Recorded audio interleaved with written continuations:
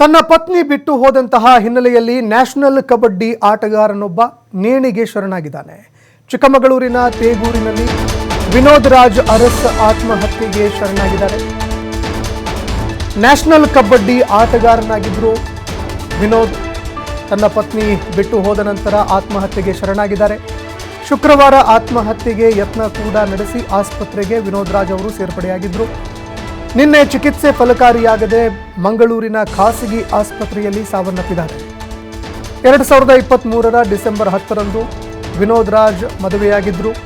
December 31ಕ್ಕೆ ಪತಿ ಬೇಡ ಅಂತ ಪತ್ನಿ ಬಿಟ್ಟು ಹೋಗಿದ್ರು. ಡಿಸೆಂಬರ್ 10ಕ್ಕೆ ಮದುವೆ ಆಗ್ತಾರೆ. ಡಿಸೆಂಬರ್ 31ಕ್ಕೆ ಅಂದರೆ ಕೇವಲ 21 ದಿನಗಳ ಒಳಗಾಗಿ ಪತಿ ಬೇಡ ಅಂತ ಪತ್ನಿ ಬಿಟ್ಟು ಹೋಗ್ತಾರೆ. 2 ವರ್ಷ ಪ್ರೀತಿಸಿ ವಿನೋದ್ ರಾಜ್ ಅವರು ಮದುವೆಯಾಗಿದ್ದರು. ಡಿಸೆಂಬರ್ 31ರ ನಂತರ ಮಹಿಳಾ ಪೊಲೀಸ್ ಠಾಣಾ ಮೆಟ್ಟಿಲು ಕೂಡ ಈ ಒಂದು ಪ್ರೇಮ ವಿವಾಹ ಏರಿತ್ತು. ಮಹಿಳಾ ಪೊಲೀಸ್ ಠಾಣೆಗೆ ಈ ಒಂದು ಪ್ರೇಮ ವಿವಾಹ ಡಿಸೆಂಬರ್ 31ಕ್ಕೆ ಹೋಗುತ್ತೆ. ಯಾವ ಒಂದು ಕಾರಣಕ್ಕಾಗಿ ಹೋಯಿತು ಈ ವಿಷಯಕ್ಕೆ ಸಂಬಂಧಪಟ್ಟಂತೆ ಮಾಹಿತಿಗಳು ಲಭ್ಯವಾಗಿಲ್ಲ. ಆದರೆ ನ್ಯಾಷನಲ್ ಕಬಡ್ಡಿ ಪ್ಲೇಯರ್ ಆಗಿದ್ದಂತಹ ವಿನೋದ್ ರಾಜ್ ತನ್ನ ಪತ್ನಿ ಬಿಟ್ಟು ಹೋದ ಬಳಿಕ ಆತ್ಮಹತ್ಯೆಗೆ ಶರಣಾಗಿದ್ದಾರೆ. ಇನ್ನು ಶುಕ್ರವಾರದಂದು ಅವರು ಆತ್ಮಹತ್ಯೆಗೆ ಪ್ರಯತ್ನ ಪಟ್ಟಿದ್ರು. ಇದಾದ ಬಳಿಕ ಆಸ್ಪತ್ರೆಗೂ ಕೂಡ ಅವರನ್ನು ದಾಖಲು ಮಾಡಲಾಗಿತ್ತು. ಆಸ್ಪತ್ರೆಯಲ್ಲಿ ಚಿಕಿತ್ಸೆ ಫಲಕಾರಿಯಾಗದೆ ಸಾವನ್ನಪ್ಪಿದ್ದಾರೆ. ಇದಕ್ಕೆ ಸಂಬಂಧಪಟ್ಟಂತೆ ಮತ್ತಷ್ಟು ಮಾಹಿತಿ ಕೊಡ್ತಾ ಹೋಗ್ತಾರೆ ಪ್ರತಿನಿಧಿ ರಾಜ್ಕುಮಾರ್ ಫೋನ್ ಸಂಪರ್ಕದಲ್ಲಿ ಜಾಯ್ನ್ ಆಗಿದ್ದಾರೆ. ರಾಜ್ಕುಮಾರ್, ರಾಷ್ಟ್ರಮಟ್ಟದ ಕಬಡ್ಡಿ ಆಟಗಾರನಾಗಿದ್ದಂತಹ ವಿನೋದ್ ರಾಜ್ ಆತ್ಮಹತ್ಯೆಗೆ ಶರಣಾಗಿದ್ರು. ಯಾವ ಕಾರಣಕ್ಕೆ ಅವರ ಪತ್ನಿ ಈ ಒಂದು ವಿಷಯಕ್ಕೆ ಸಂಬಂಧಪಟ್ಟಂತೆ ಅವ್ರನ್ನ ಬಿಟ್ಟು ಹೋದ್ರು? ಈ ಬಗ್ಗೆ ಏನಾದರೂ ಮಾಹಿತಿ ಲಭ್ಯವಾಗಿದೆಯಾ ಅಂತ? ಸಂತೋಷ್, ಏನು ಅಂತ ಹೇಳಿದ್ರೆ ರಾಷ್ಟ್ರ ಮಟ್ಟದಲ್ಲಿ ಹೆಸರು ಮಾಡಿದಂತಹ ಚಿಕ್ಕಮಗಳೂರಿನ ಪ್ರತಿಭೆ ವಿನೋದ್ ರಾಜ್ ಅರಸ್ ಅವರು ಏನು ಕಳೆದ ಶುಕ್ರವಾರ ಮನೆಯಲ್ಲಿ ಯಾರು ಇಲ್ಲದಂತ ವೇಳೆಯಲ್ಲಿ ನೇಣಿಗೆ ಏನು ಆತ್ಮಹತ್ಯೆಗೆ ಪ್ರಯತ್ನ ಮಾಡಿದ್ರು. ನೇಣು ಬಿಗಿದುಕೊಂಡು ಈ ವೇಳೆ ಪಕ್ಕದ ಮನೆಯವರು ಆತನನ್ನ ಗಮನಿಸಿ ಬಾಗಿಲನ್ನು ಒಡೆದು ಆತನನ್ನು ಉಳಿಸುವ ಪ್ರಯತ್ನ ನಡೆಸಿದ್ರು. ಈ ವೇಳೆ ಅರೆಬರೆ ಜೀವ ಆದಂತ ಬೆನ್ನಲ್ಲೇ ಆತನನ್ನ ಜಿಲ್ಲಾಸ್ಪತ್ರೆಗೆ ಕರೆತಂದು ಚಿಕಿತ್ಸೆಯನ್ನು ಸಹ ಕೊಡಿಸಿದ್ರು. ಹೆಚ್ಚಿನ ಚಿಕಿತ್ಸೆಗಾಗಿ ಮಂಗಳೂರಿಗೆ ರವಾನೆ ಮಾಡಿದಂತ ವೇಳೆಯಲ್ಲಿ ಚಿಕಿತ್ಸೆ ಫಲಕಾರಿಯಾಗದೆ ಈಗ ಸಾವನ್ನಪ್ಪಿರುವಂತದ್ದು.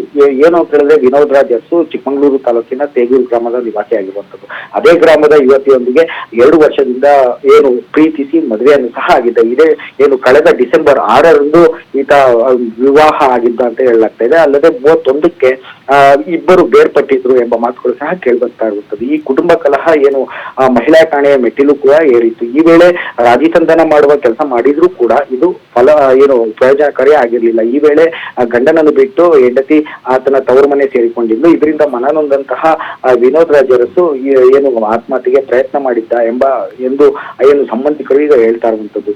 ನಿಜಕ್ಕೂ ಇದೊಂದು ದುರಂತ ಘಟನೆ ಅಂತಾನೆ ಹೇಳ್ಬೋದು. ಯಾಕಂತ ಹೇಳಿದ್ರೆ ಚಿಕ್ಕಮಗಳೂರು ಜಿಲ್ಲೆಯಲ್ಲಿ ಹಾಗೂ ರಾಷ್ಟ್ರ ಮಟ್ಟದಲ್ಲಿ ಹೆಸರು ಮಾಡಿದಂತಹ ಈ ವಿನೋದ್ ರಾಜ್ ತುಂಬಾ ಒಳ್ಳೆಯ ಕಬಡ್ಡಿ ಆಟಗಾರ ಆಗಿದ್ದ ಎಂಬ ಮಾತುಗಳು ಸಹ ಈಗ ಕೇಳಿ ಬರ್ತಾ ಇರುವಂತದ್ದು. ಅಲ್ಲದೆ ಈಗ ಕುಟುಂಬಸ್ಥರ ಆಕ್ರಂದನ ಸಹ ಮುಗಿಲುಮುಟ್ಟಿರುವಂತದ್ದು.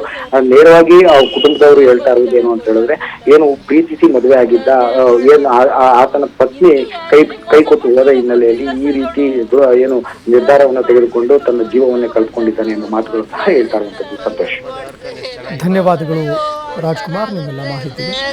ಕರ್ಕೊಂಡು ಹೋದೆ. ನನ್ನ ಮಗನ್ ಮೂಟೆ ಕಟ್ಕೊಂಡು ಕರ್ಕೊಂಡ್ ಬಂದೆ.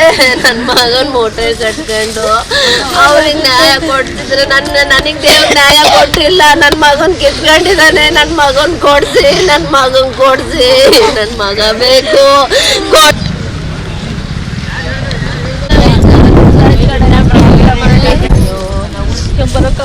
ಸರ್, ಒಂದು ಹೆಣ್ಣಿಗಾಗಿ ಬಲಿ ಆಗ್ಬಿಟ್ಟ. ಎಲ್ಲಾರು ಶಿಕ್ಷೆ ಮಾಡಿಸಿ ಸರ್ ಅವಳಿಗೆ.